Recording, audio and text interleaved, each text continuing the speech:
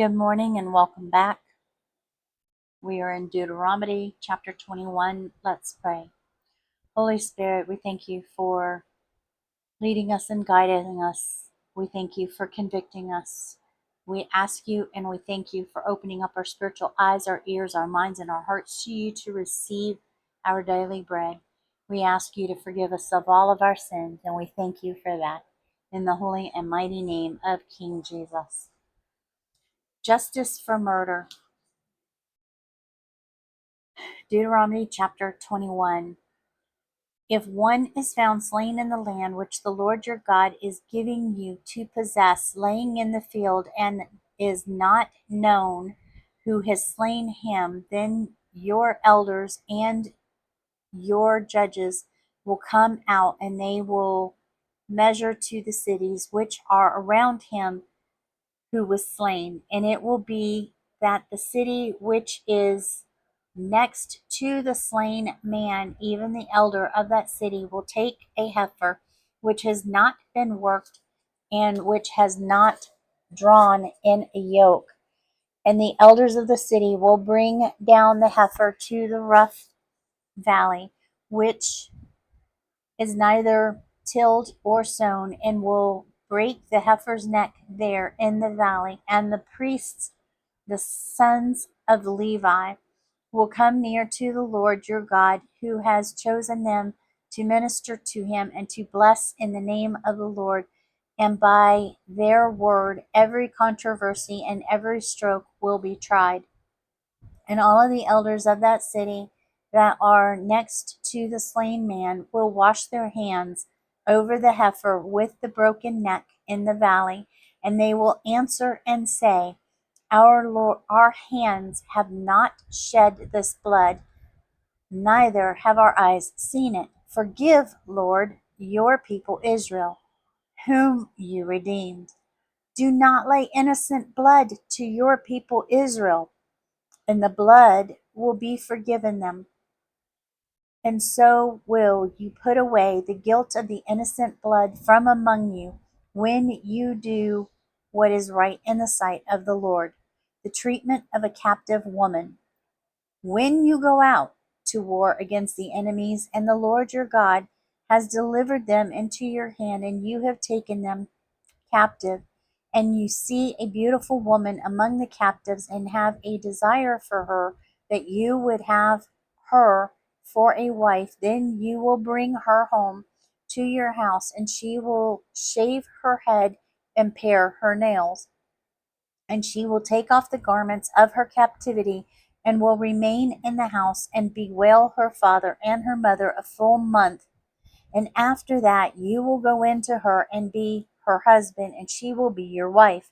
And it will be, if you have no delight in her, that you will let her go where she will. But you will not sell her at all for money, and you will not make a slave of her, because you have humbled her. Right of firstborn.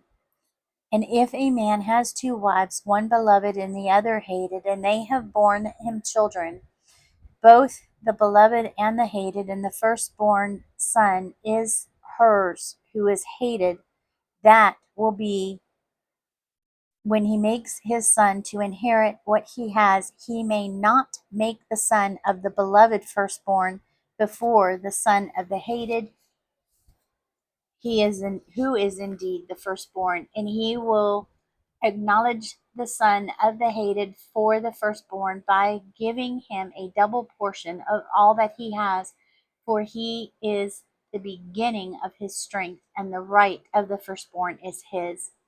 The rebellious son. If a man has a stubborn and rebellious son who will not obey the voice of his father or the voice of his mother when they have chastened him, will not heed him, then the father and his mother will lay hold of him and bring him out to the elders of the city, to the gate of his place, and they will say to the elders of his city, Your son is stubborn and rebellious.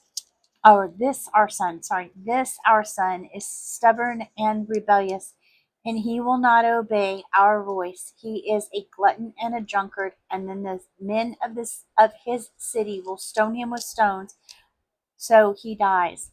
So will you put the malignant away from among you, and all of Israel will hear and respect. And if a man has committed a sin worthy of death, and he is put to death, and you hang him on a tree, his body will not remain on the tree all night, but you will bury him that day, for he that is hanged is accursed of God. And so you do not defile the land which the Lord your God gives you for an inheritance. That concludes Deuteronomy chapter 1, Deuteronomy chapter 22. You may not hide yourself. You will not see your brother's ox or see sheep go astray and hide yourself from them. You will, in any case, bring them again to your brother. And if your brother is not near you, or if you do not know him, then you will bring it to your own house, and it will be with you until your brother looks for it, and you will restore it to him again. In like manner will you do with his donkey, and so will you do with his clothing and every lost thing of your brother's which he has lost and you have found. You will do likewise, and you may not find yourself, and you will not see your brother's donkey or his ox, or you may not. Okay, let me start that sentence over again. I'm sorry. I apologize. And you will not see your brother's donkey or his ox fall down by the road and hide yourself from them. You will surely help him to lift them up again. Other guidelines. The woman will not wear that which pertains to a man, neither will a man put on a woman's clothing. For all that do so are an abomination to the Lord your God. That goes for transgender. This kind of thing of the switching of the clothes is part of falling into that trap. If a bird's nest happens to be before you along the way, in any tree or on the ground, and the young ones or eggs, and the mother sitting upon the young and upon the eggs, you will not take the mother with the young. You will send the mother away and take the young for yourself, so that it may be well with you, and you may prolong your days. We're supposed to do acts of loving kindness, and this is what this is getting at. And when you build a new house, then you will make a railing for your roof, so that you do not bring blood upon your house if someone falls from there. And you will not sow your vineyard with diverse two or more kinds of seeds, lest the fruit of your seed which you have sown and the fruit of your vineyard be defiled. In other words, today we have some defiled fruit. You will not plow with an ox or a donkey together, and you will not wear a garment of mixed fabric, of wool, of linen together. And you will make for yourself fringes upon the four corners of your prayer shawl, with which you cover yourself. Okay, corners is literally wings, and it is the prayer shawl. And the only garment with four wings or four corners was the outer garment, which became the prayer shawl. And if any man takes a wife and goes into her and hates her and speaks against her and brings up a bad name over her and says, I took this woman, and when I came into her, I found her not a virgin, then the father and the mother of the girl will make will take and bring forth the token of the girl's virginity to the elders of the city in the gate, and the girl's father will say to the elders, I gave my daughter to this man to wife, and he hates her. And see, he has given occasion of speech against her, saying, I did not find your daughter a virgin, and yet these are the tokens of my daughter's virginity. And they will spread the cloth before the elders of the city. That is the cloth that was the first interaction with them, the initial action with them. So there's a red there. If she's a virgin, there's a red spot. If not, there's nothing. Just in case you didn't know. And the elders of that city will take that man and punish him, and they will fine him 100 shekels of silver and give them over to the father of the girl, because he has brought up a bad name upon a virgin of Israel, and she will be his wife, and he will not put her away all his days. But if this thing is true, and the tokens of the virginity are not found for the girl, then they will bring out the girl to the door of her father's house, and the men of the city will stone her with stones, so she dies, because she has wrought folly in Israel, and to play the harlot of her father's house. So you will put away evil from your midst. And if a man is found lying with a woman married to a husband, and they both of them will die, and the man that lay with the woman and the woman, so you will put away the evil from Israel. If a young woman is a virgin, betrothed to a husband, and a man finds her in the city and lies with her, then you will bring them both out of the gate of the city, and will stone them with stones, so they die. The girl, because she did not cry, being in the city, and the man, because he has humbled his neighbor's wife, so you will put away evil from your midst. And if a man finds and betroths a girl in the field, and the man forces her and lies with her, then only the man who lies with her will die. But to the girl you will do nothing. There is in the girl no sin worthy of death, for as when a man rises against his neighbor and slays him, even so in this matter. For he found her in the field, and betrothed the girl cried, and there was no one to save her. And if a man finds a girl that is a virgin who is not betrothed, and lays hold of her and lies with her, and they are found, then the man that lies with her will give to the girl's father 50 shekels of silver, and she will be his wife, because he has humbled her, and he may not put her away all his days. That concludes chapter 22. Chapter 23. A man will not take his father's wife, nor uncover his father's skirt.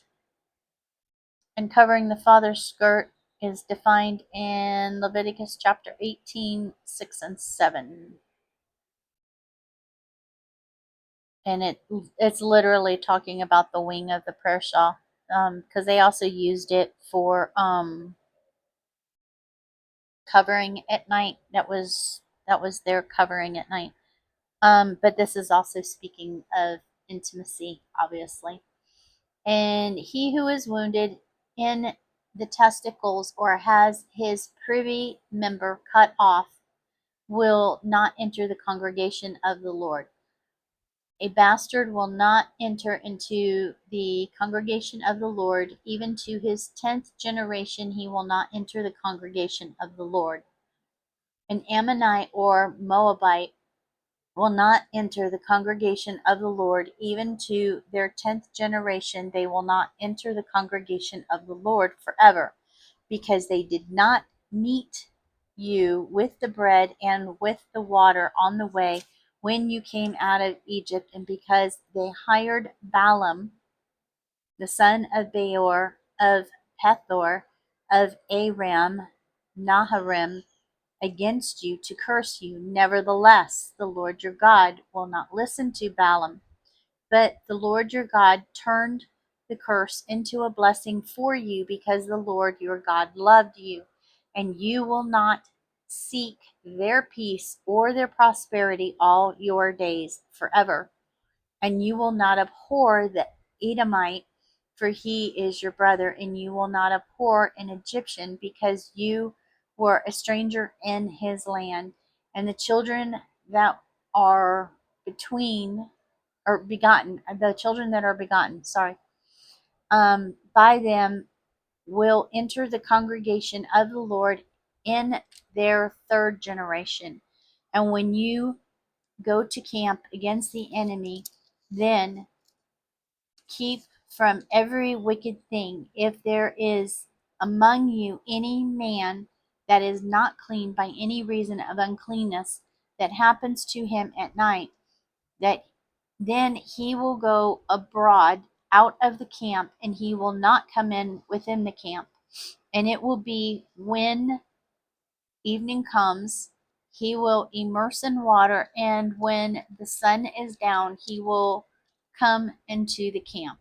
And you will also have a place outside the camp where you will go outside, and you will have a shovel with you, and will ease yourself out of the camp.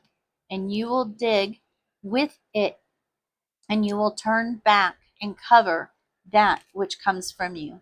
This is talking about going to the bathroom, number one and number two. For the Lord your God walks in the midst of your camp to deliver you and to give up your enemies before you. Therefore, the camp will be holy. So he sees no unclean thing in you and turns away from you. Isn't it interesting? He made us to be the way we are and do the things that we do, like naturally. I'm not talking about inappropriately or whatever, but he made us to be intimate with our spouse. He made us to where we had to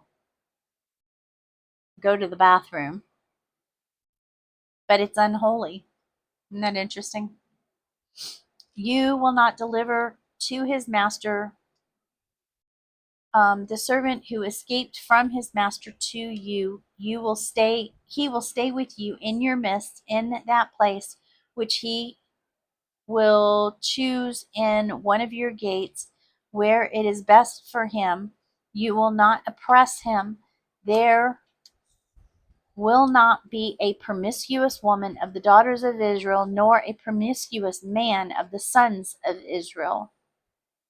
And you will not bring the hire of a harlot or the price of a dog into the house of the Lord your God for any vow. For even both of these are an abomination to the Lord your God. And you will not tend at interest to your brother, not interest of money, interest of food, interest of anything that is lent at interest. And you may lend at interest to a stranger, but you will not lend at interest to your brother, so that the Lord your God can bless you in all that you set your hand to in the land where you go to possess it.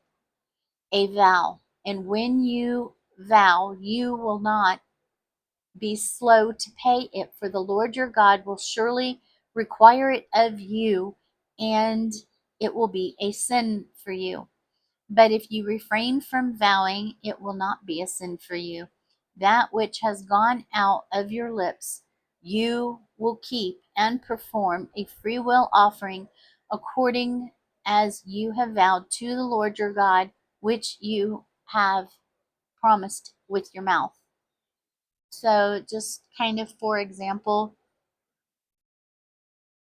I personally upped my tithe and offering off of certain forms of income, and those incomes are not manifesting much money for me anymore.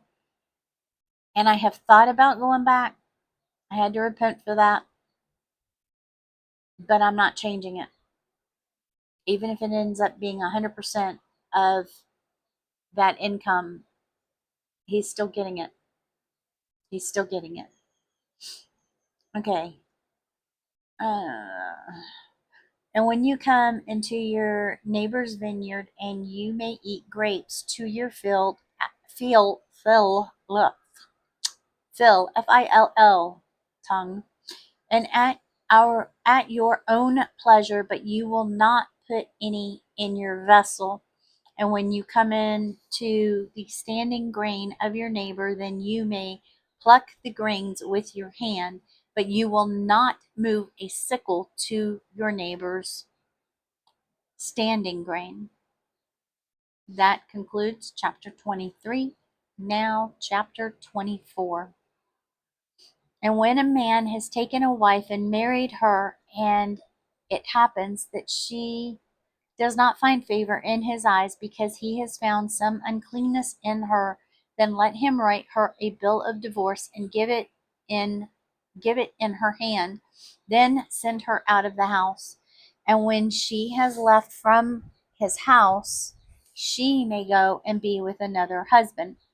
And if the latter husband hates her and writes her a bill of divorce and gives it in her hand and sends her out of his house, or if the latter husband dies, who took her to be his wife, her former husband who sent her away may not take her again to be his wife, for she is defiled.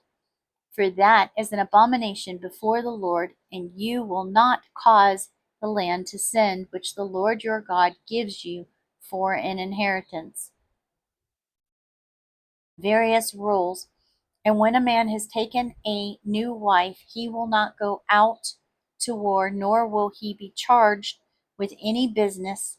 He will be free at home 1 year, and will cheer up his wife whom he has taken. And no man will take the lower or the upper millstone as a pledge, for he takes a man's life for a pledge. And if a man is found stealing any of his brothers of the children of Israel, and treats them cruelly or sells them, then that thief will die, and you will put away badness from among you. Take heed in the plague of leprosy that you observe diligently, and do according to all that the priests and the Levites teach you. As I commanded them, so you observe to do. Remember what the Lord your God did to Miriam along the way after you came out of Egypt. And when you lend your brother anything, you will not go into his house to get his pledge. You will stand outside, and the man to whom you lent will bring the pledge outside to you. And if the man is poor, you will not sleep with the pledge. In any case, you will deliver him the pledge again when the sun goes down, so that he may sleep in his own garment and bless you, and it will be acts of loving kindness for you before the Lord your God. Okay, so that garment is the prayer shawl, and I mentioned that earlier. And you will not oppress a hired servant that is poor and needy, whether he is of your brother or of strangers that are within your gates in your land. And at his day you shall give him his hire, nor will the sun go down on it, for he is poor and sets his heart on it, lest he cry against the Lord, and it would be sin for you. The fathers will not be put to death for the children, nor the children put to death for the fathers. Every man will be put to death for his own sin. You will not pervert the judgment of the stranger or of the fatherless, or take a widow's garment for a pledge, but you will remember that you were bondmen in Egypt, and the Lord your God redeemed you from there. Therefore, I command you to do this thing. When you cut down your harvest in the field and have forgotten the sheaf in the field, you will not go again to fetch it, and it will be for the stranger, for the fatherless, for the widow. So the Lord your God will bless you in all of your work of your hands. When you beat your olive tree, you shall not go over the boughs again, and it will be for the stranger, for the fatherless, and for the widow. And when you gather the grapes of your vineyard, you will not glean afterward. It will be for the stranger, for the fatherless, and for the widow, and you will remember that you were a bondman in the land of Egypt. Therefore, I command to do this thing. That concludes chapter 24. Chapter 25. If there is any controversy between men and they come to judgment, so the judges may judge them, then they will justify the righteous and condemn the wicked. And it will be, if the wicked man is worthy to be beaten, that the judge will cause him to lie down and to be beaten before his face according to his fault, by a certain number. 40 stripes he may give him, and not exceed, lest if he should exceed and beat him above these with many stripes, then your brother should seem vile to you. Okay, so I'm going to read what this says about it, about the exceeding, did not exceed. I've heard a couple of different things. Anyhow, this says, some say Yeshua was given 40 stripes less one, but the Romans were not limited by the Torah and had no limit on the number of stripes. Okay. So they gave him 39 stripes, but they were beating him over and over again. Like every time he went to, my understanding, if I recollect, and if I'm wrong, I apologize. Every time they took him somewhere new, which was only 2 or 3 places, they did it all over again. I could be wrong. And if I am, I do apologize. Okay. And you will not muzzle the ox when it treads out the grain. And if your brothers live together and one of them dies and has no child, the wife of the dead will not marry outside to a stranger. Her husband's brother will go into her and take her for his wife to perform the duty of a husband's brother for her. And it will be that the firstborn that she bears will succeed in the name of his brother who is dead. So his name is not put out of Israel. And if the man does not like to take the brother's wife, then let his brother's wife go up to the gate of the elders and say, my husband's brother refuses to rise up a name in Israel for his brother. He will not perform the duty of my husband's brother. Then the elders of the city will call him and speak to him, and if he stands fast and says, I choose not to take her, then his brother's wife will come to him in the presence of the elders and loose his shoe from off his foot and spit in his face, and will answer and say, so will it be done to that man who will not build up his brother's house, and his name will be called in Israel the house of him that had his shoe loosed. And when men strive together one with another, and the wife of the one draws near to deliver her husband out of the hand of him who is hitting him and puts forth her hand and takes him by his privy parts, then you will cut off her hand. Your eye will not pity her, and you will not have in your bag different weights and great and small, and you will not have in your house different measures and that are great and small, and you will have a perfect and just weight, a perfect and just measure will you have, so your days may be lengthened in the land of the Lord your God that he gives you. For all who do such things and all who do unrighteously are an abomination to the Lord your God. Remember that Amalek did to you on the way, or what he did to you on the way when you came out of Egypt, and how he met you on the way and struck those in the rear of you, all that were feeble behind you, and when you were faint and weary, and he did not revere God. Therefore, it will be when the Lord your God has given you rest from all of your enemies all around in the land which the Lord your God is giving you for an inheritance to possess it, you will blot out the remembrance of Amalek from under heaven. You will not forget it. And that concludes chapter 25.